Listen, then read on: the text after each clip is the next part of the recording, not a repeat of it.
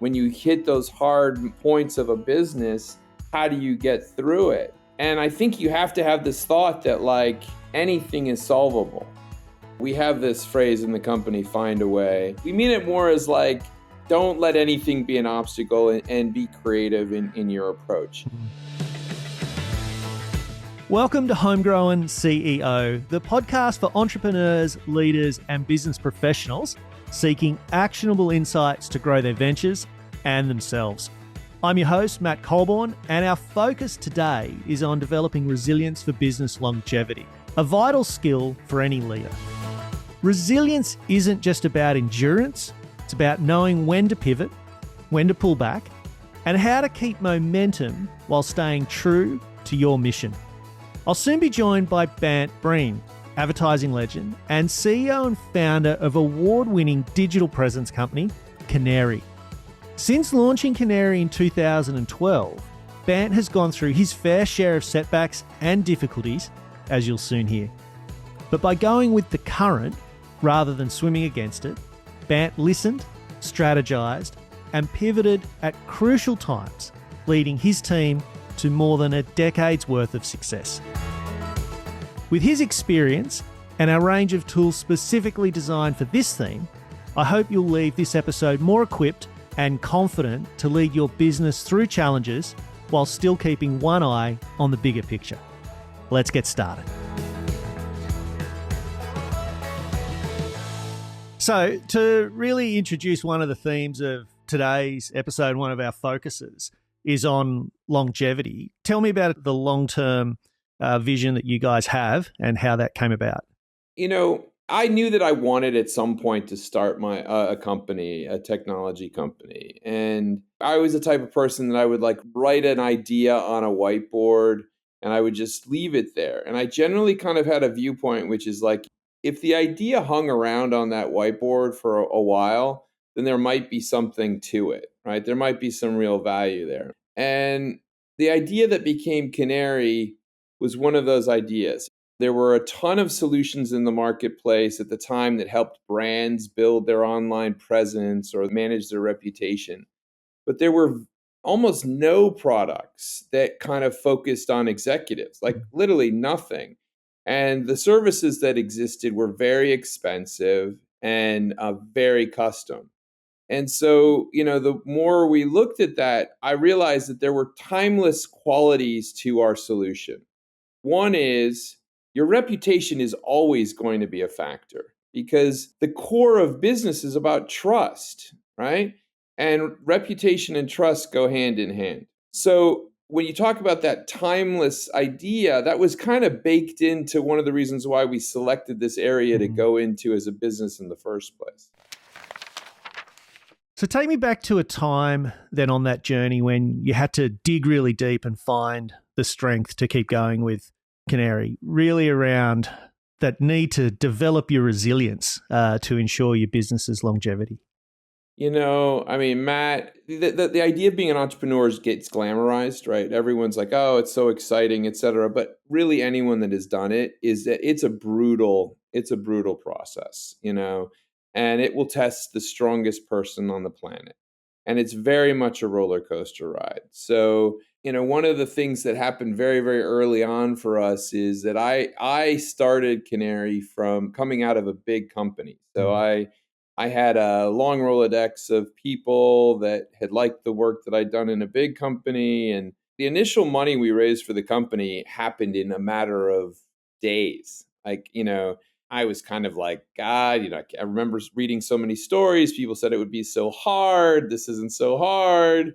And so that money funded our MVP, our minimal viable product, right? After that, we were like, okay, well, we need to raise some more. Oh my God. That process was so hard. It ended up in a moment where 11th hour, I had basically enough money to scrap together to cover, you know, payroll, literally, you know, doing one of those payroll equations where I have everyone's name on a napkin and I'm like, okay, well, if I pay Susie on Monday and John on Tuesday, I'll meet the cash flow. That was the first moment with Qnary where it's like, this is a make or break moment for us. And it actually, I think, changed the way I thought about being an entrepreneur, to be perfectly honest, and kind of changed the trajectory of the company for better or for worse. During that process, I had an investor that pulled in the 11th hour, like was like, yeah, the check is, you're going to get it. The wire's coming in a minute. And I sat there all night and it never came in. It was like one of those moments. And the next morning, it dawned on me like, wow, okay, Yeah. money's not there unless it's in there, right? People are going to say things, but it's not going to necessarily be true. You can really only depend on your team and yourself and the vision that you have. And so we went into a model where we said, we're going to operate this business cash flow positive. We're going to be dependent on ourselves. We're going to build it a little bit slower than what we could have done if we'd raised a gazillion dollars. But we're gonna do it in a different way, and that moment changed the trajectory of the business for sure. I mean, we've ended up in a very good place, but it probably took us 7 years longer than it might have if we'd raised a gazillion dollars. Did you ever feel like you were going against the hype of startup culture to then start to make that pivot to focus on sustainable growth? Absolutely. I think a lot of my basic principles of life and business have changed during this whole process of being an entrepreneur. Certainly, one of them was that, right? Which is before that, when entrepreneurs would gather together, they would, people would talk about like, oh, well, I just raised X million dollars. I just raised this. My valuation is this.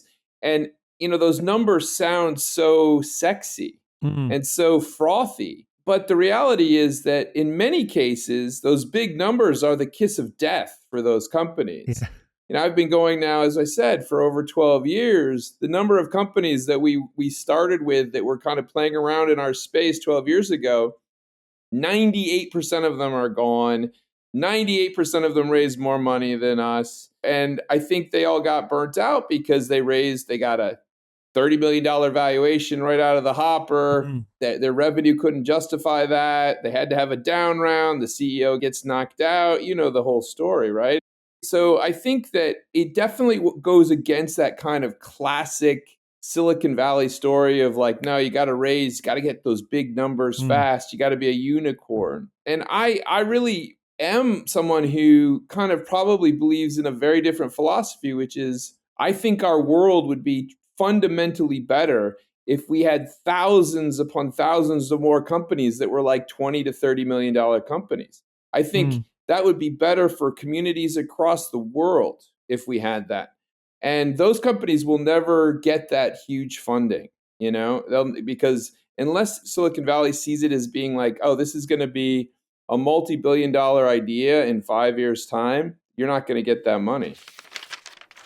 So thinking back to that period of your life and that period of the business, what's the reflective lesson for yourself on that need to develop resilience? You always kind of do these like best case and worst case scenarios in your mind. And I think as an entrepreneur, you just need to do worst case and even worst case scenarios. And you got to ask yourself, are you still fine with that? And is there something in you that you really need to do this?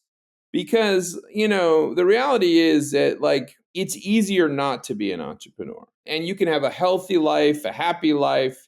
But like for people like myself, I don't think I could have ever continued, I wouldn't have been satisfied somehow. I wouldn't have felt like I had been, fulfilled. And I think that that's probably the thing you have to keep in mind, Matt, is that deep down, don't get overwhelmed by the problems or even the glory. Just stay on the path. Like you're doing what you love being in the game, basically. That's really what it is. It's about that, I don't want to be like a hipster, but it's about the journey, right? Yeah, I use the analogy that being in business long term, it's a marathon. And part of that marathon race is that you need to be standing at the end of it, and you've really got to pace yourself to get there. Even if you crawl across the finish line, you still finish the marathon, but the point is you actually got to the end. I'm interested to hear about your experiences with a similar analogy around prioritizing growth versus the longevity of finishing that marathon, and how your strategies changed over time to encourage and focus on that longevity instead of that hockey stick growth that so many of those hyped startup culture businesses pursue? Well, I think it's also kind of something that hits you where you have to be really honest with yourself. When you start a company, you have a thesis, and then you build kind of your business, and then you kind of build your commercial model. And that commercial model might show promise for a moment, but it might not necessarily be the solution that's going to scale and get to that next phase, right? I mean, this is probably, I don't think I've ever said this, but like I think probably for the first 6 or 7 years of the company, we were trying to figure out what the hell we do as a company, Mm, right? Like what is that magical elixir that's going to really pop and take us to the next level? And so I think that when I thought about growing the business, it was at those moments where I saw those shoots of where we clearly had the right fit with what customers were needing in the market, and that helped shape our platform and our product going forward. There was a moment, I'd say, that like 6 years in, when we launched our mobile app, and the mobile app basically answered that need in terms of simplicity. It became so easy for the executives to use our solution. And we found that something like 96% of our customers were in our platform on a weekly basis after the mobile app launch. And so we were like, wow, I mean, in the tech world, the problem with a lot of tech products is that they look sexy, but they don't get used, right? So mm, they get sold into companies and they just sit on the shelf, and you actually look at their log files and you find out no one's using it. The fact that people were not only using it, but they were like in it every week for hours. It was like, oh, this mm, is this is good. This is really good for us. And that actually was a moment where we leaned in on sales and we really pushed it. And then the next kind of big moment was really kind of a collapse moment, which is what we had been doing mm, email marketing, and we had been generating a couple, I don't know, tens of leads every week, right? Nothing huge. And COVID happened. mm, And suddenly, a third of our customers basically put their contracts on hold with us, right? They were like, look, we love what we do, but we don't know what's mm, going to happen tomorrow. The world is stopped. And, I will remember forever this moment where I was lying on my living room floor staring at the ceiling, like, what am I going to do? Like, how are we going to survive as a business? It drove us to bring a small group of people together. We kind of went into like war room mode in the late March period of mm, COVID, and essentially reinvented the way we went about getting customers. And that new structure, in May, it doubled the size of our business. By the end of the year, we had quadrupled the size of our business. So that moment where we thought we were done again, right? mm. It forced us to be brutally innovative, I think. All those conversations when things are too good and people get really kind Mm. of like, oh, I don't know if we should take the risk. No, no, no, no. In a real crisis, you got to go for it, right? How did you coach your team to find a way during that moment of pivoting without creating such unreasonable pressure on them between the balance of the urgency that was needed, but just burning and freaking them out? Yeah. It's such a great question. And, I don't know if you use that phrase, Matt, on purpose, but we have this phrase in the company, find a way. And it's kind of like our rallying principle. We don't mean it as in a nasty way. Sometimes you can say, find a way, find a way. We mean it more as like, don't let anything be an obstacle, and be creative in your approach. Mm, And I love that question, honestly. Sometimes when people talk like how I've been talking, it sounds like there was this group of people and they did everything and everything was fine. The reality is there's a lot of people that are always, it's their nature to be uncomfortable with change. mm, And those people are not bad people. They're actually extremely important for every organization. For every yin, you have to have a yang, right? You need to have mm, a balance, right? And so it's exactly what you just described, which is you need to make sure that you don't freak them out, right? Mm, and so there was a moment where we kind of had some of the things that we were doing traditionally that would just keep going, and a group of us just kind of broke off and were trying this new model. And once we had it a little bit more baked, then we mm, kind of brought those folks in. And to be honest with you, it was great when we brought them back in because they took the idea and scaled it. Like they knew mm. exactly how to do it better than a nutcase like myself. So they were able to streamline it, set up the system, set up the processes, and go forward. But I'm very aware of that balance now. I think there was probably a point in my career where I would have been kind of maybe more cavalier Mm. about that balance, but I have learned to really value those people because that caution can sometimes save you from yourself, and certainly has actually stopped me at times from doing certain things, and that's been a good thing too. At those points of innovation and ideation, as you're finding new ways forward, how do you find the right moment to step back and allow the team now to carry that torch forward? Yeah, I mean, as you can see, there's maybe a little bit of white in my beard now. Yeah. I'm 21. No, look, I started Qnary when I was in my early 40s, and as we've gotten to this kind of next phase of the company, what you kind of realize is that if you're not stepping back and letting that next generation really formulate and grow, you're killing your company, right? And so a big part of the last 3 years for me has been doing just that, trying to find a way where it's a little bit more Socratic in a way where people will ask me questions, I may Mm, actually know the answers, and then I kind of have to let them sometimes make the mistakes, right? mm, Really pushing them to talk to each other to come up with something, and that probably is different than the mid phase of the company, over the last 12 years, where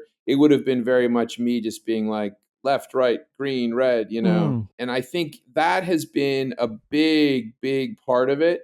And now, I mean, you're catching me on a day where I'm so proud because I just saw it in action, and it was like one of those mm. moments where I was like, it was almost like the next generation were like, yeah, all right, little old guy, like you could leave, it's okay, go home. Yeah. Let me ask you this as an entrepreneur, as a leader. How do you discipline yourself to stay out of it and not actually jump in and intervene? I mean, I would have to say a lot of it depends on the level of crisis. If it's a crisis, which I kind of can do kind of the over under on it and just be like, no, this is a moment where we can learn, or we've got some breathing room on on the typical topic, then I'll let it run. If it's a real crisis, then I mean, it would be a lie to say that I stay too removed on it. What I will say is I have tried to kind of remove myself from being the decision maker on more and more areas of the company. So, like, first 60, 70% of the company growth, like, I would be the person, I would be like, I need to meet every person we hire. I need to know exactly everything about them.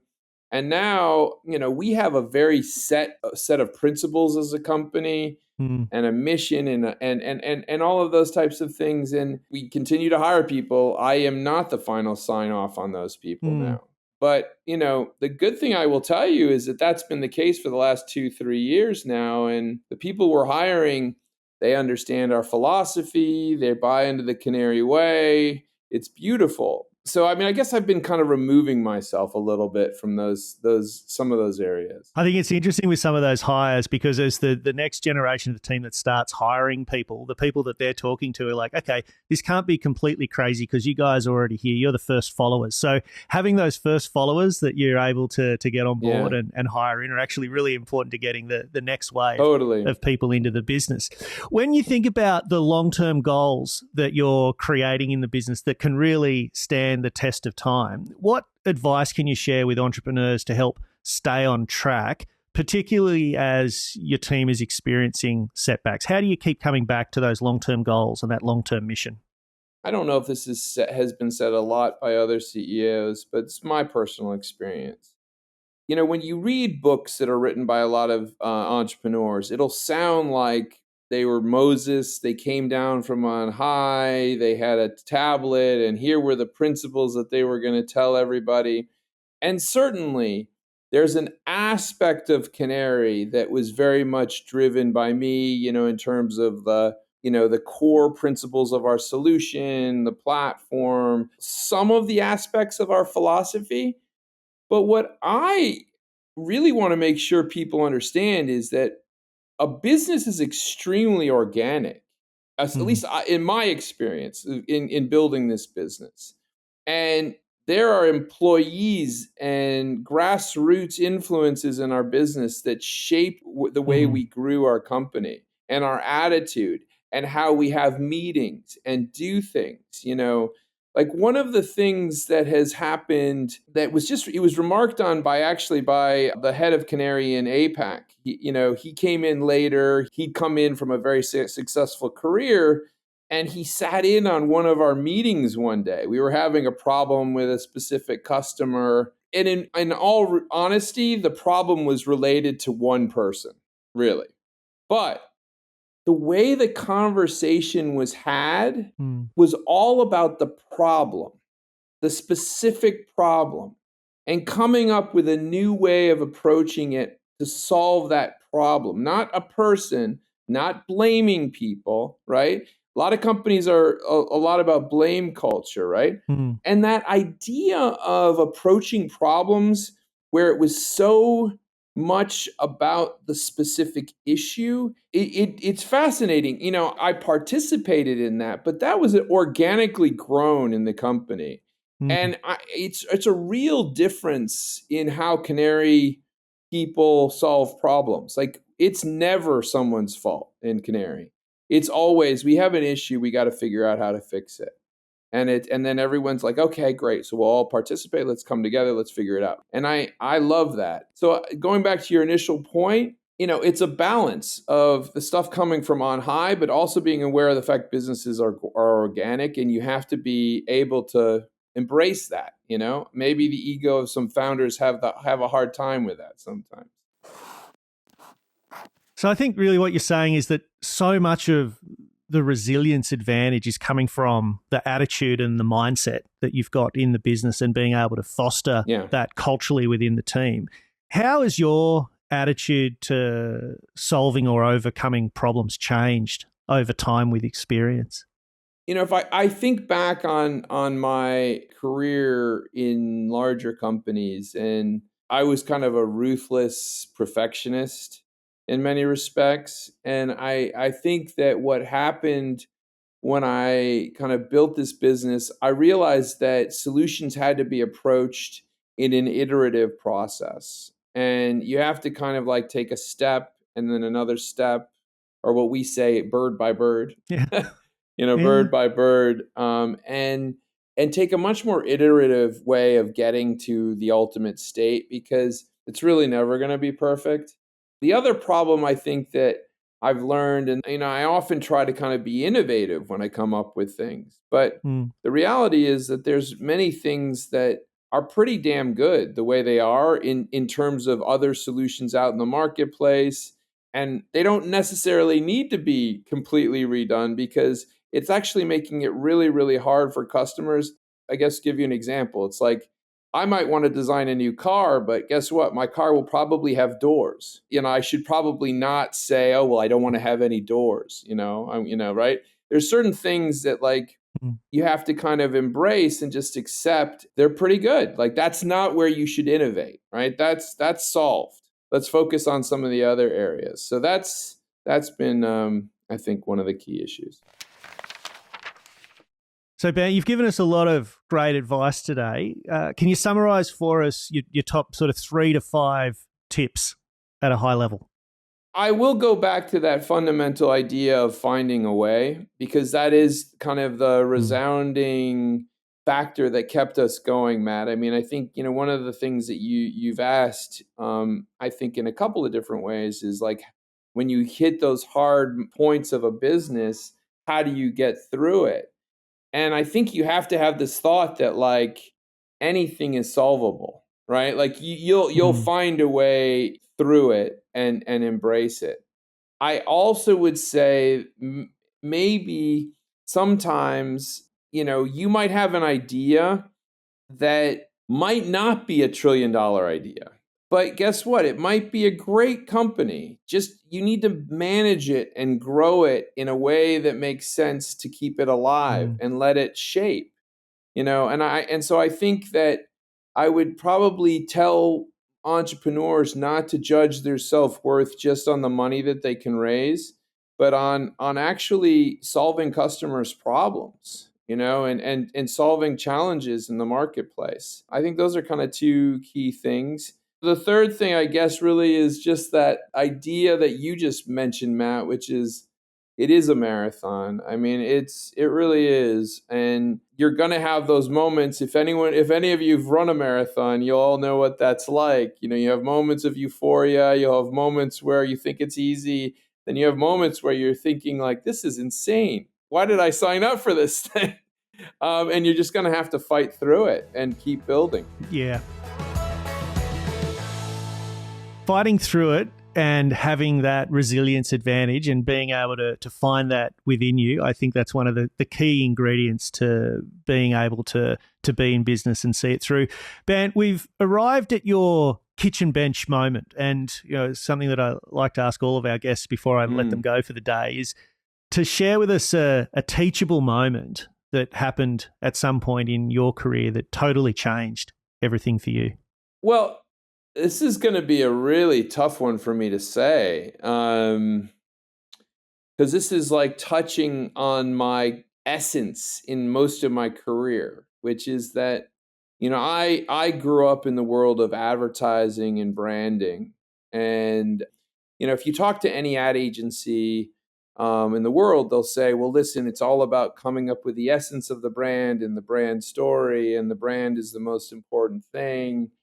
And then you got to market it and advertise it, and that's the most important thing. And, whilst I think I agree on some of those principles, I believe that the story of a brand is important. I believe in the principles, the pillars behind that brand, the essence of the company matter. I really don't think marketing's like, at least kind of big time marketing spend and like spray and pray marketing is the best place to start. And I see a lot of early stage companies that pour a ton of money into going to events and display advertising and social. And I just think like, man, I wish they would spend that money understanding their customer and their commercial fit before they're burning through all that cash.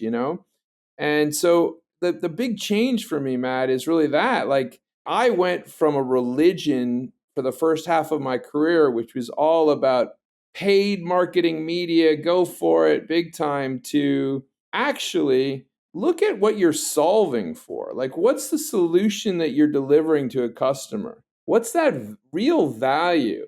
Build off of that. Build off of that. And then grow that relationship with that customer so it actually drives you to another customer and another customer.